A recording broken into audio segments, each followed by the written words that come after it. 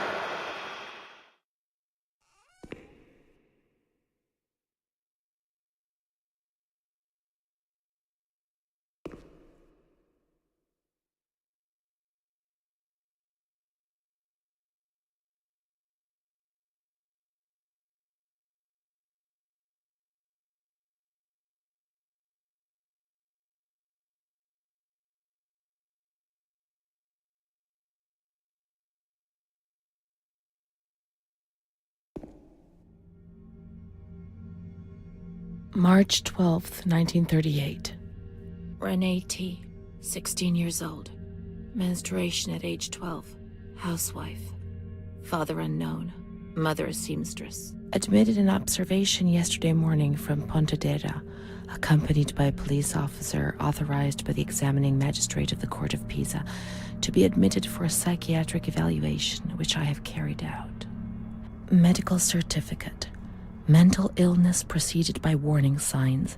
Has suffered from depression for a year, believing she had tuberculosis. Food deprivation. We can't read this document. It is forbidden. We mustn't. If they find out, there will be trouble.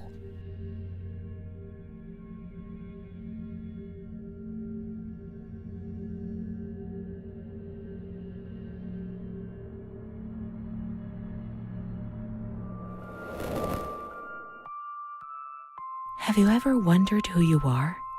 Yes, of course you've wondered.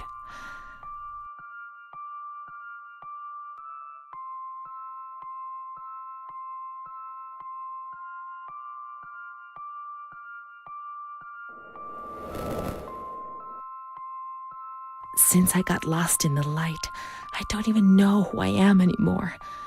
Let's read it and try to understand. She is frightened, hears noises and ghosts, presents serious signs of anxiety psychosis, suffers from hallucinations. She is anxious, confused, her expression is distressed, a questioning look as if terrified, disoriented. She feels confused, hears voices shouting in her head. She doesn't understand things properly. She has been feeling unwell for 2 or 3 months. When questioned, she replies, "My mother wants to hurt me. I'm always scared of her. She chases me." Why are you here? I argued with my mother and was so upset that I felt like my head was spinning. There was a woman there who wanted to force me into a life of prostitution. They wanted to condemn me to be burned at the stake. Children whispered, called my name. March 16th. She couldn't sleep last night. They wanted to condemn her to be burned at the stake. April 4th. Transferred to the calm ward, still under my supervision. Yes, that's true. The ward where Amara was. Yes, the stake. The children wanted to burn Renee. She had to pay for what she'd done, like witches at the stake.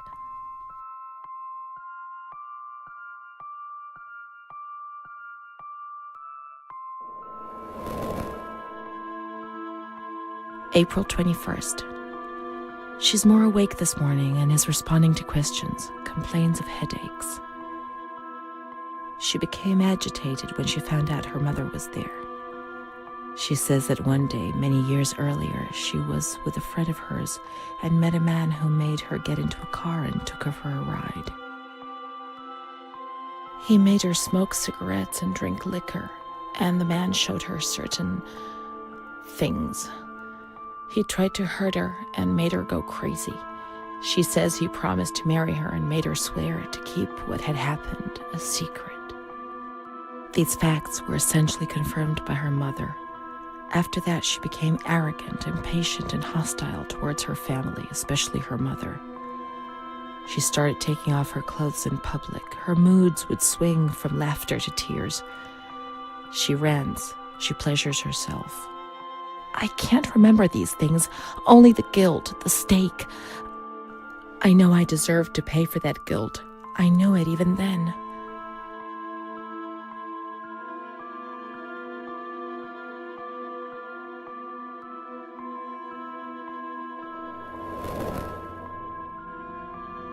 Amara, she was good.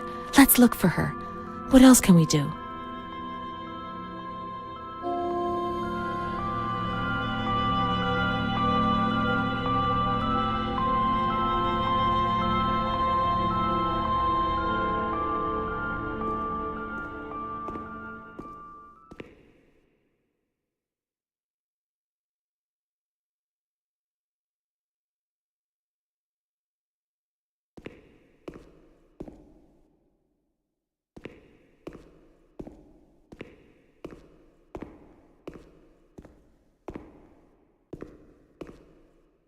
June 1935. After much theorizing and practice in clinics for the privileged, the moment for action has finally arrived. Volterra is the right place. It's an avant-garde hospital, the perfect place for a doctor who really wants to make a difference. November 20th. Crossing the threshold of the asylum was similar to entering another dimension.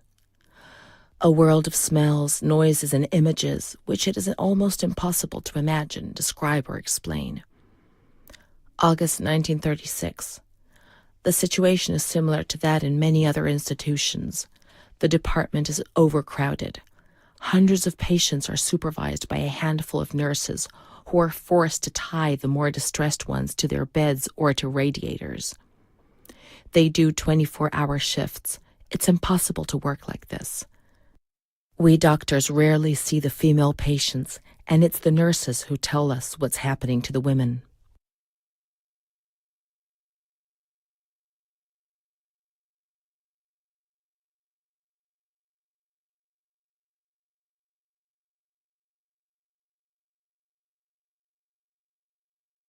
The overpowering stench in the wards, the constant din of shouts and voices that are barely recognizable as human, dirty, naked bodies devoid of any dignity. The lunatic asylum gets under your skin and wears you down.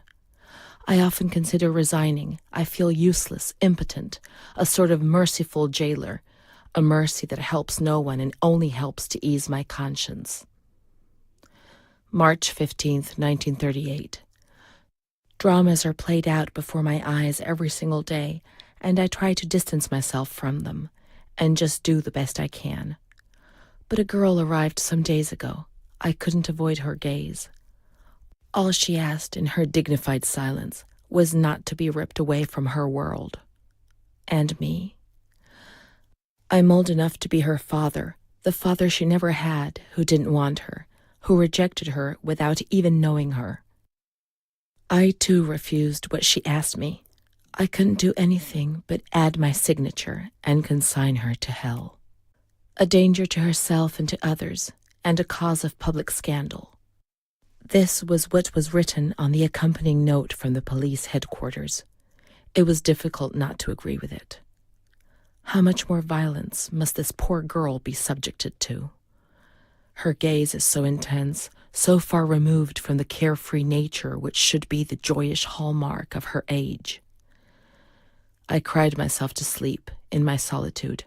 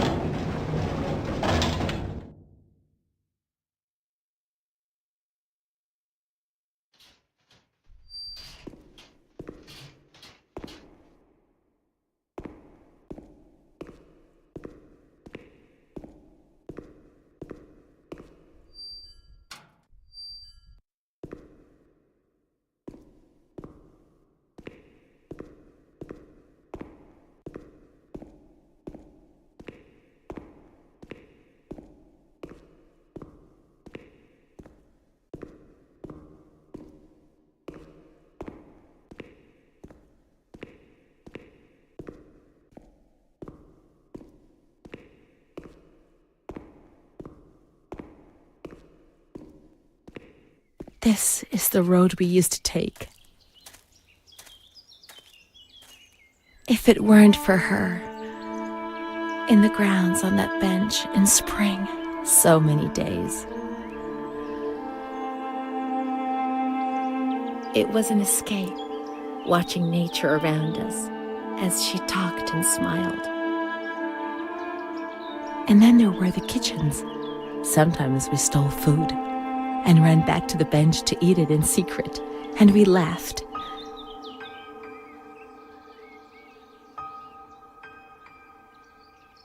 She did things to me. Sometimes she touched me. In the shower, I felt her body against mine for the first time. It was a shiver that warmed my soul. Eyes closed, the light slipped away.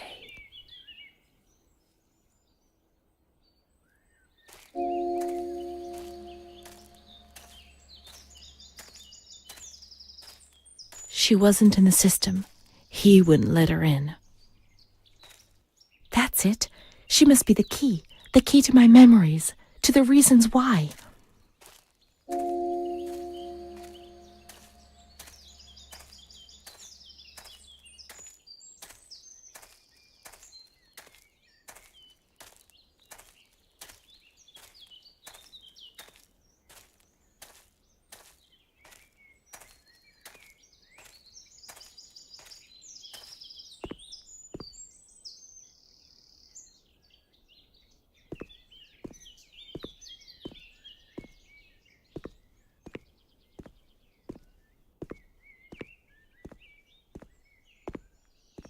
The scent of spring. The land of light was far away, and we spent the days chatting on the stone benches.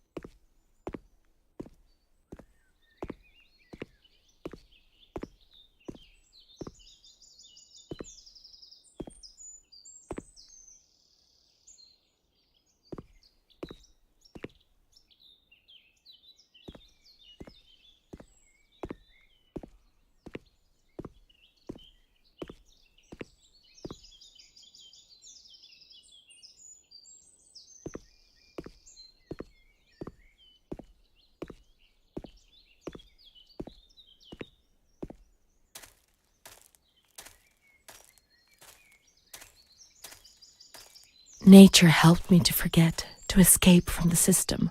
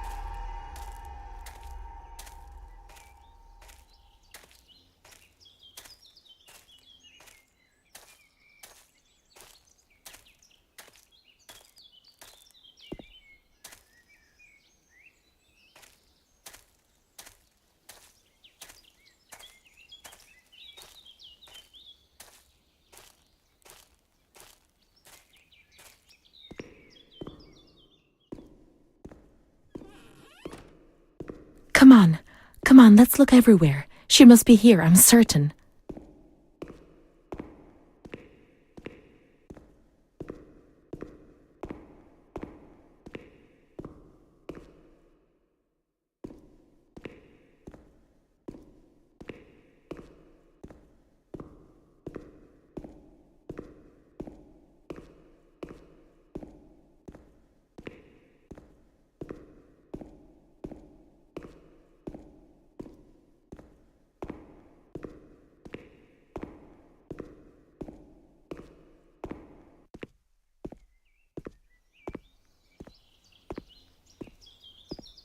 Keep looking. We mustn't give up.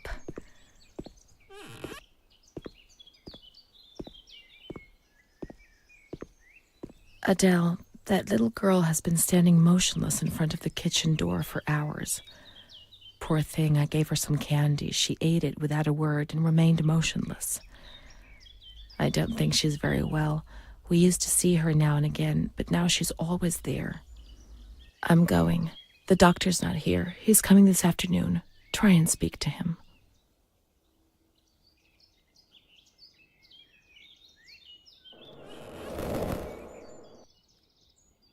Poor thing. Lost in her dreams. She was only a little girl. But nobody gave her a cuddle. They punished her instead. They said she was sick and her dreams were troubling her. They weren't even hers anymore. I need her. But we will find her. We'll find her, won't we? When the water in the shower was cold, we ran away. But when it was hot, then she came to Renee under that cruel white light. I can still feel the shivers her body gave me. Everything must return to how it was. If we recreate that magic, she'll come to us.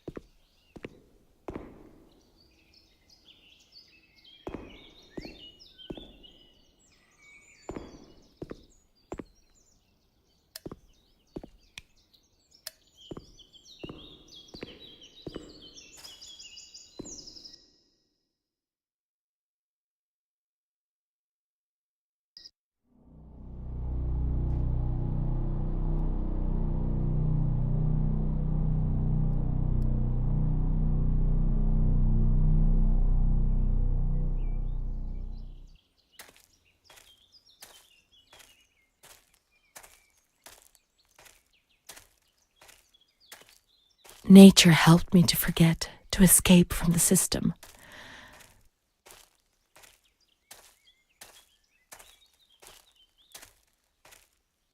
The scent of spring. The land of light was far away, and we spent the days chatting on the stone benches.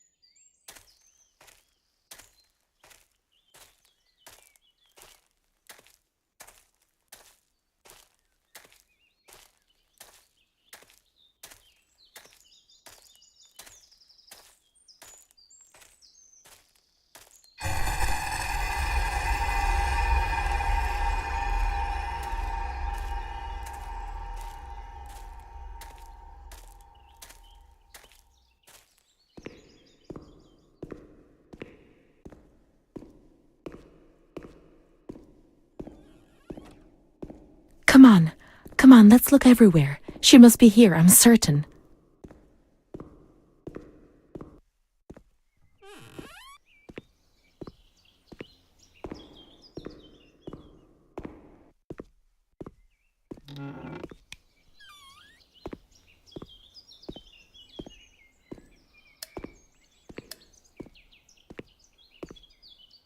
Adele, that little girl has been standing motionless in front of the kitchen door for hours. Poor thing, I gave her some candy. She ate it without a word and remained motionless. I don't think she's very well. We used to see her now and again, but now she's always there. I'm going. The doctor's not here. He's coming this afternoon. Try and speak to him.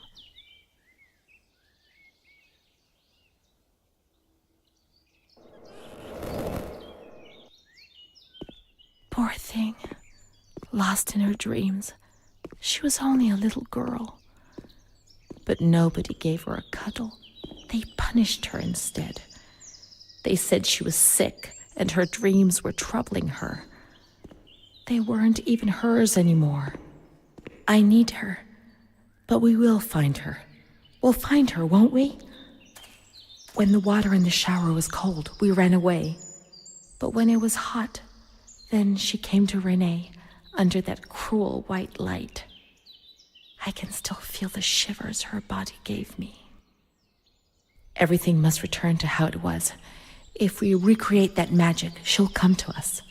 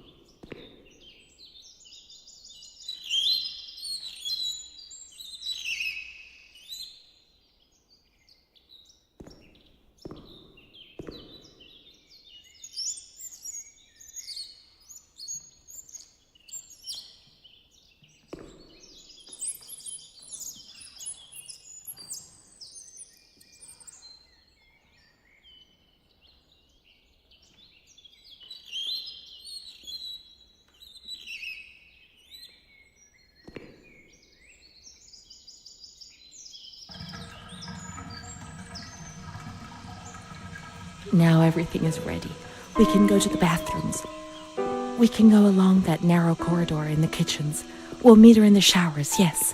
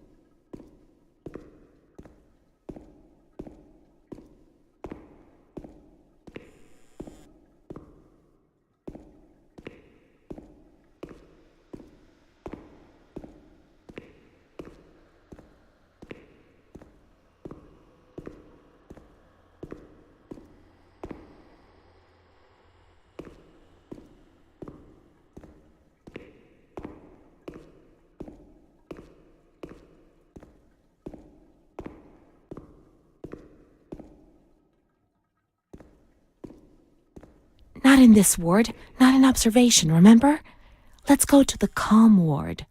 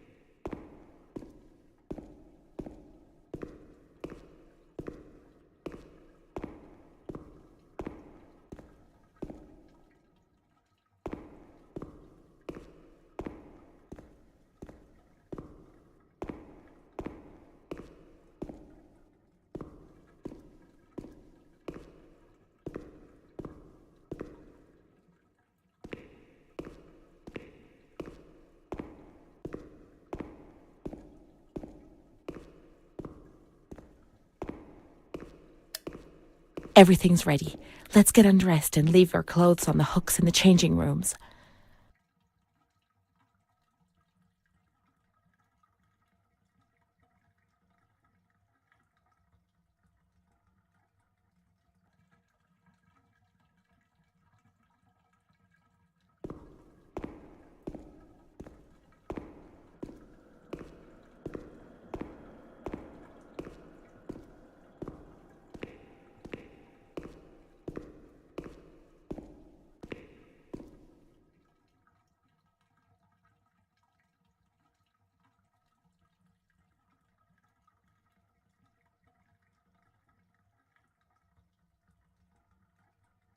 Let's turn the water on now, and everything will be as before.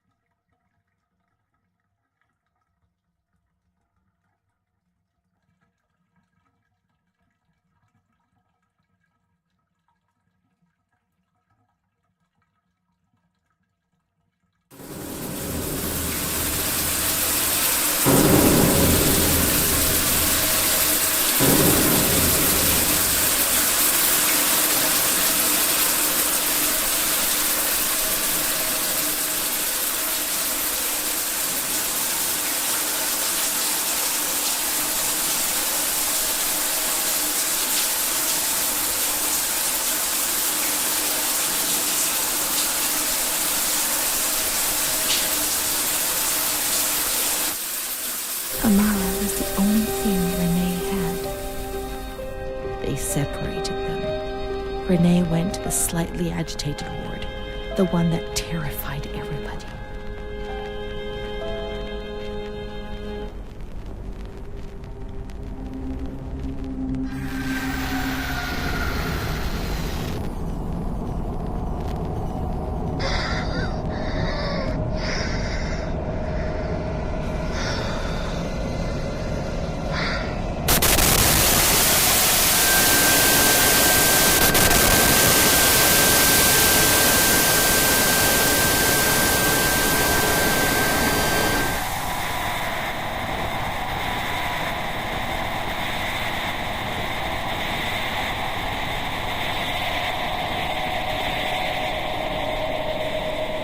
Those injections were a torture, the just punishment for what I was doing. And what about her? Who knows where Amara was? They had taken me upstairs into the ward where no one wanted to go.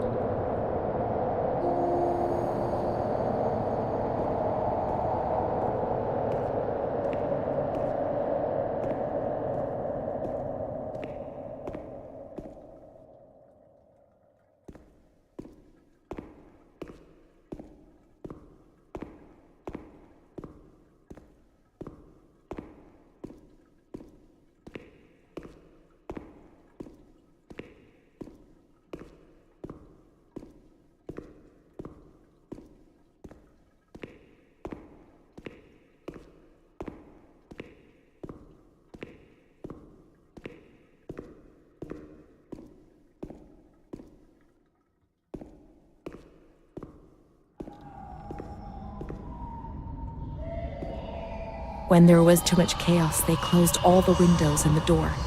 They turned off the lights, and it was pitch black. Some people fell asleep.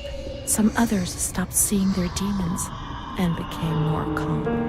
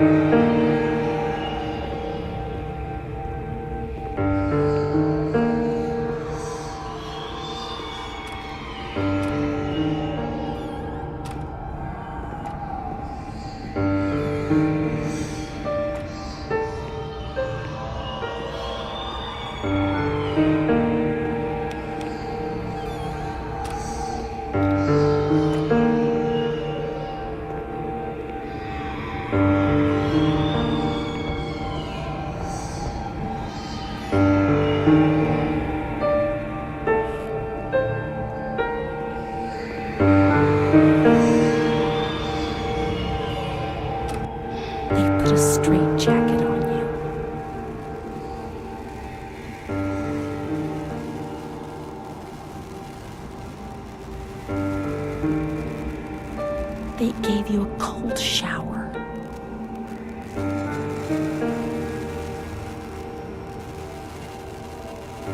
They suffocated you with a sheet.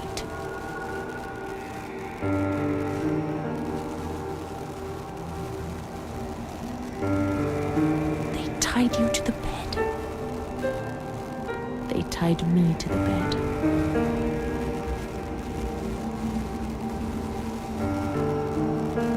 A woman died next to me, choked by her own vomit.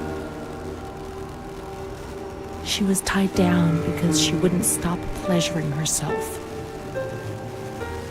I can still hear her death rattle. I screamed, but nobody came. Everybody screamed in there, all of them. It was then I saw the doll, which wasn't Charlotte. No, she wasn't Charlotte.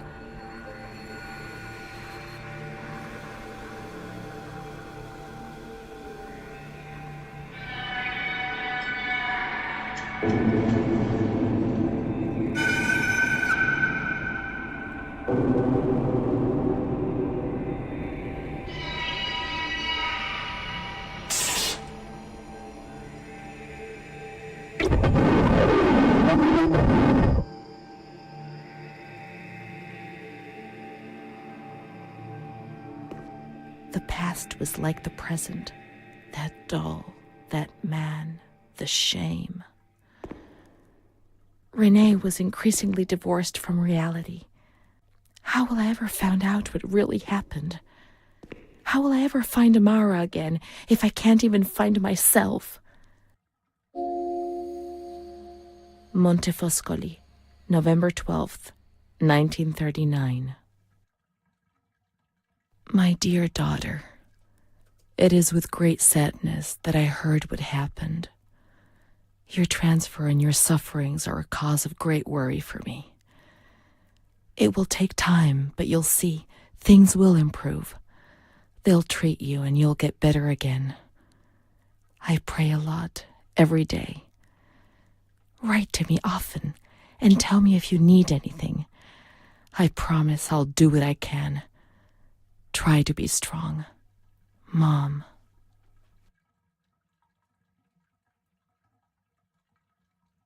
This is the last letter she wrote to me. Once I was put into this ward, I was overwhelmed by loneliness. After that medical examination, I received no more letters from Mom. Why is that man here? Why doesn't she come to see me? Did I make a mistake? It didn't seem like she wanted to abandon me. What did I do wrong? I'd like to be able to reply to her again now, to change things.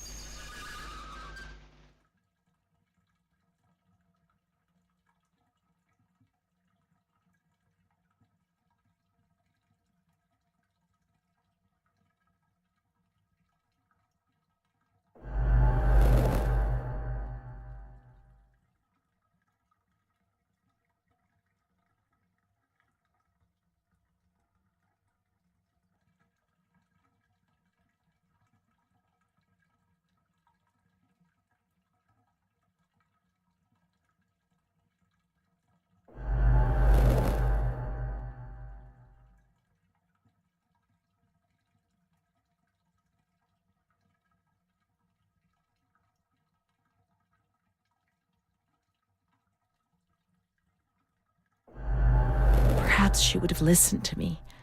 Will she reply?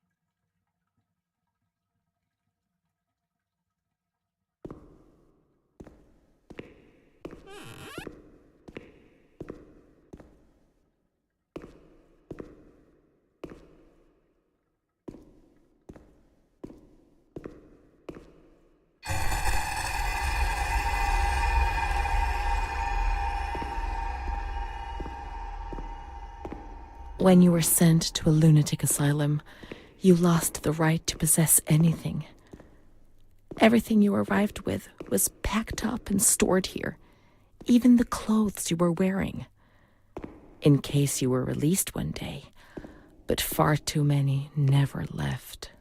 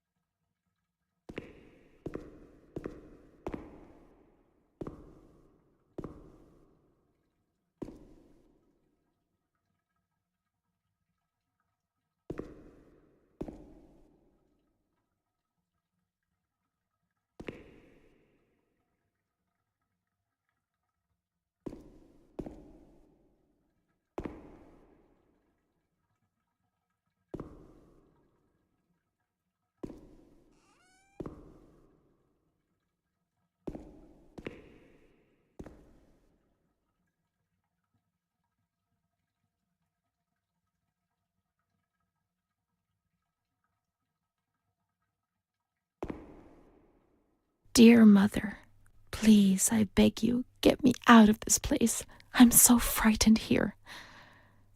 You were right. I know I was wrong. I understand. I'm so ashamed. If only you knew how much. But now I'll behave myself, I promise. Now things will be fine. I'll work hard. I'll be very good. Your daughter, Renee. This letter. It was Renee's letter, just as she wrote it back then. But it was never sent. Why? Why did this happen?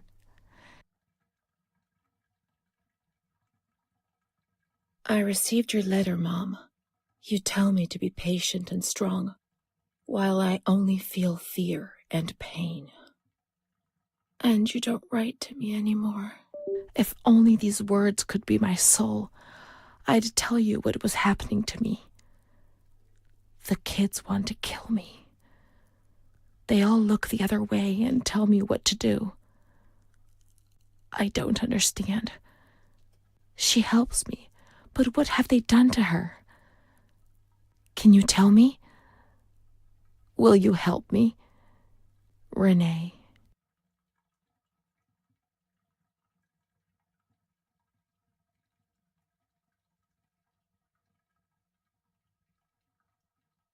Montefoscoli, July 7th, 1940.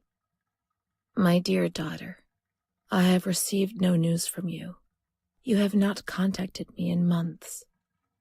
I'm sorry, but I don't have the money to come and visit you. Do you remember Mr. Onofrio? He'll soon be in Volterra for business. I've asked him if he would be kind enough to ask the director for some news about you. I hope he'll bring me some good news when he returns. But please write to me.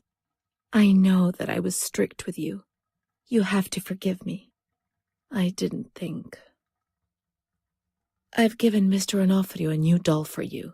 You told me that you lost yours, and I know you loved it so much. It's not as nice as your Charlotte, but I hope that it will comfort you nonetheless. Keep your chin up, darling. Everything will be fine, you'll see. Mom.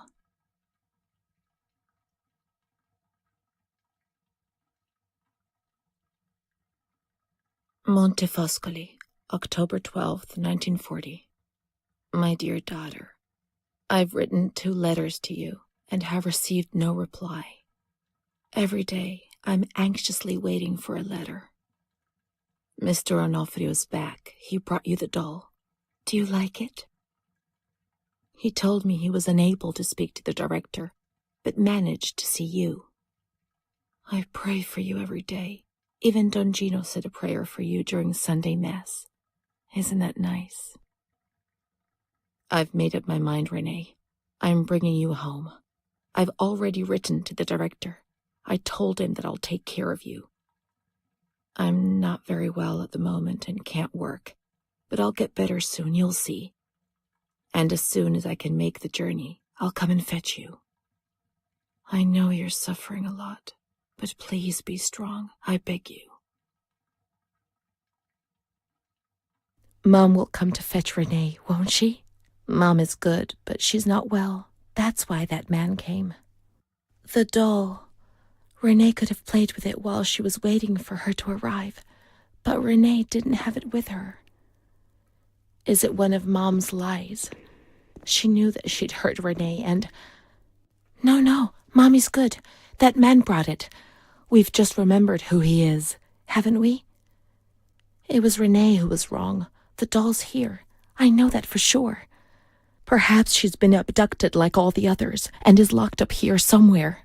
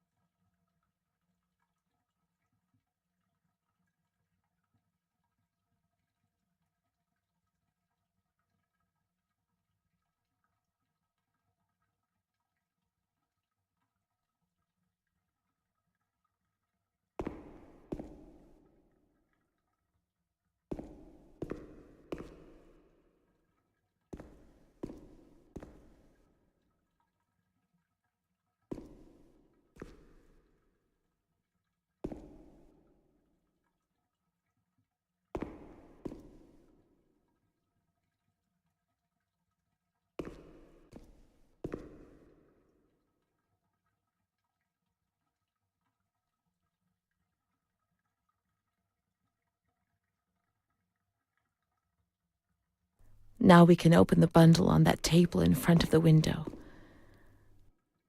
You see? Mom was good. I was bad. Mom was worried about Renee and Charlotte. I abandoned Charlotte. We've abandoned her.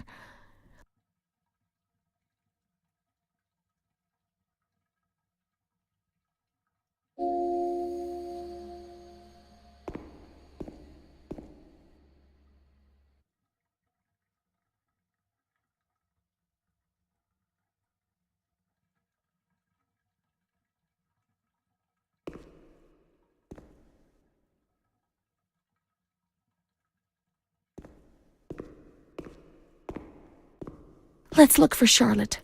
We have abandoned her. Will she still be where we abandoned her, under the warm lights?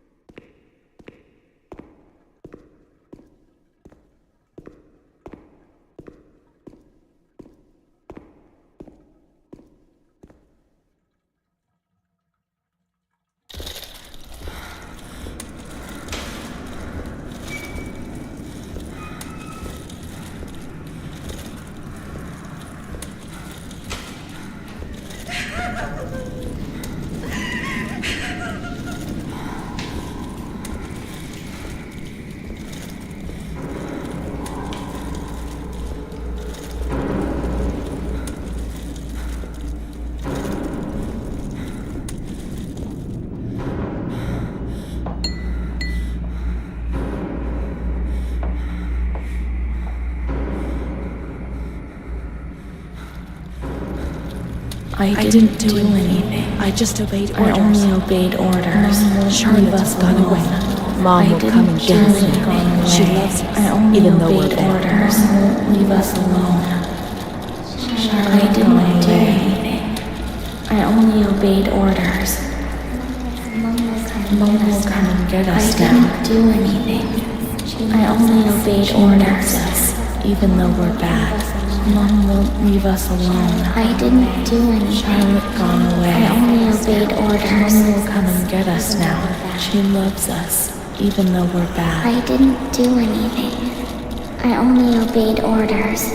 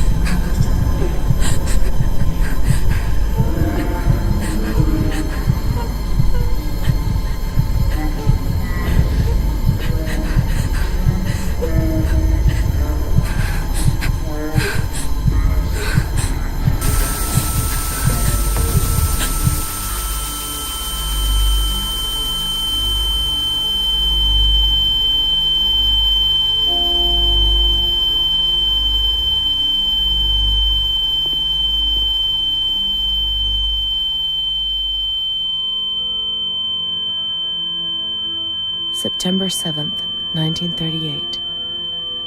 The patient frequently indulges in recriminations expressed in an explosive tone of voice. This morning she threw away the milk, saying it was full of urine, spittle, and all kinds of other filth. Crazed, she hears voices that order her to do things. She says she heard children singing and that they were locked up in a school. January 20th, 1939. Introverted, dazed, cannot focus on anything. When questioned and stimulated, she starts crying and weeping. At other times, she laughs. June 1st. Apathetic. Eats very little. She refuses to be touched. Does not respond. Spends her time in the grounds. The cooks report that she sits on a bench in front of the kitchens. October 14th. Return of impulsive behavior. This morning she asked for 2 eggs to make tzabayoni, but when she got them, she threw them up in the air. Excited, clamorous, slightly confused, takes her clothes off. December 8th. Tied to bed for 15 days. High-spirited, tends to make witty comments and use vulgar words, laughs hysterically and pleasures herself. The nurses report that about 2 weeks ago she remained in the showers on her own and didn't want to leave. They said that when they took her away, she swore at them and then lashed out and bit them. 2 nurses had to be treated for their injuries. They've kept her tied to the bed since then. Transferred to the slightly agitated ward, from the care of Dr. B to the care of Dr. C. I was with Amara in the showers. My memories are terrifying. They're not real, are they?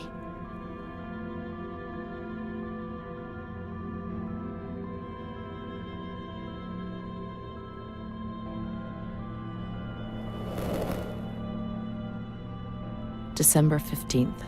Dr. C. Patient notes. The abnormality of her psychic state has induced her to lead a life which is irregular and tends towards delinquency. Of fickle and flighty character, she regularly discards her household duties and engages in occasional prostitution. Delinquency? Prostitution? Renee? It seems so strange, unreal. It can't be true. And Amara? She loved us and would tell us everything. She wouldn't hide anything from us. Her mental deficiency makes her deaf to the reprimands of her family. She has shown suicidal tendencies. She was brought to the ward yesterday, agitated and hysterical. Treated with Cardiazol, 2 injections a week for 5 weeks. They were only trying to confuse us with the therapy, and my God, they succeeded. It was as if they wanted to instill the madness into us.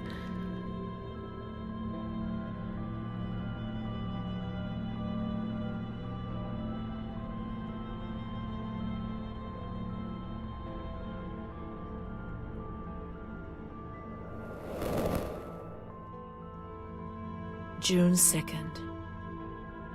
After a long period of calm and improvement, the patient is very agitated today and vehemently refuses to submit to a gynecological examination. She swears and curses those helping her, flailing her arms and hitting them. According to reports by Dr. B, the patient has been subjected to periodic checkups since she had a spontaneous abortion about 2 years ago in her 3rd month of pregnancy. Conception occurred after she had sexual intercourse with a stranger who sneaked into the hospital grounds. Details are contained in the charges filed at police headquarters in Volterra, a copy of which is attached to these clinical notes. ES therapy. That's how the reality is concealed. It has all been planned very carefully.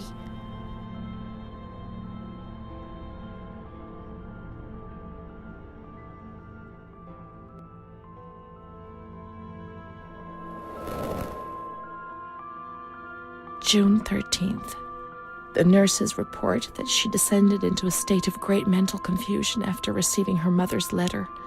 She threw her soup over another inmate because she was very anxious, and then punched a nurse. Impulsive, flails about her. She rails against the doctor in vulgar terms while he is examining her, lashes out and spits. Block all correspondence to give the patient no further reason to become agitated. August 20th, tied to bed. The nurses report that the patient is extremely agitated after the visit of a relative or family friend. 2 days later, she is still shouting all the time that he commands her, that she must obey and harm herself, and that she is not Charlotte. All visits forbidden, constrained to bed, and intensification of ES therapy until we achieve results. No contact with the outside. That way nobody knew what was happening within these walls.